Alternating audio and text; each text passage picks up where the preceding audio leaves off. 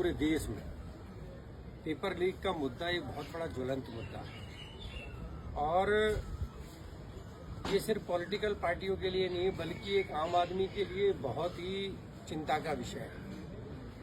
पिछले 10 सालों में यदि आप देखेंगे तो मैं सिर्फ नीट की बात नहीं कर रहा बल्कि दूसरे चाहे सीबीएसई का पेपर हो, चाहे यूपी बोर्ड का पेपर हो, चाहे दिल्ली पुलिस का पेपर हो, चाहे और दूसरी शिक्षक संस्थानों के पेपर हो, पूरे 10 सालों में 80 से ज़्यादा पेपर लीक वर्तमान सरकार में और भारतीय जनता पार्टी की सरकार में पेपर लीक हुई।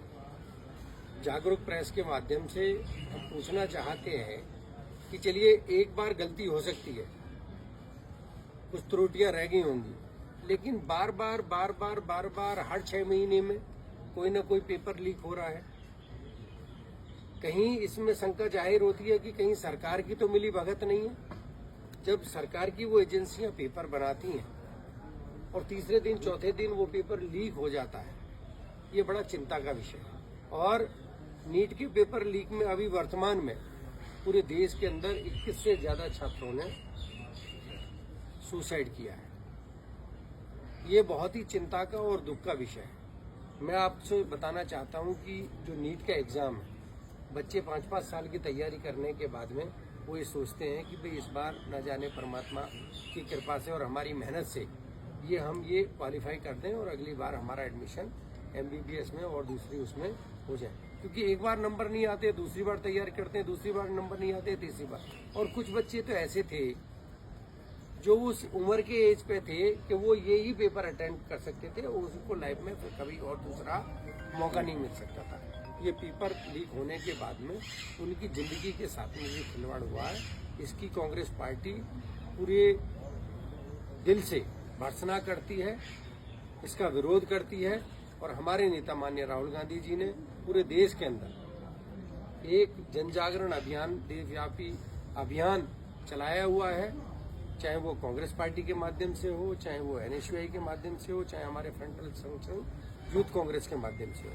और देश के कोने कोने में माननीय राहुल गांधी जी स्वयं अभी 17 तारीख को वो कोटा में थे, आने वाली 10 जुलाई को वो उत्तर प्रदेश के इलाहाबाद में है, 11 तारीख को वो पटना में है।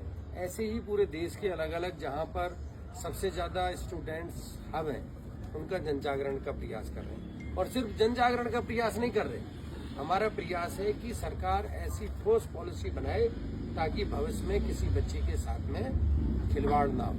कोई बच्चा जो सपना होता माँ बाप का, वो पेपर लीक के कारण, एग्जाम ना देने के कारण इस तरीके से अपने मन में हीन भावना लेकर अपनी जीवन लीला का समापन ना करे। इसलिए भी हम ये जन जागरण कर रहे हैं और सरकार ऐसी ठोस पॉलिसी बनाए। दूसरा हमारा मुद्दा जो हमारी संगठन संरचना है, हमारा जिला कांग्रेस कमेटी का गठन हो चुका है, जिलाध्यक्षों का गठन हो चुका है, ब्लॉक अध्यक्षों का गठन हुआ है।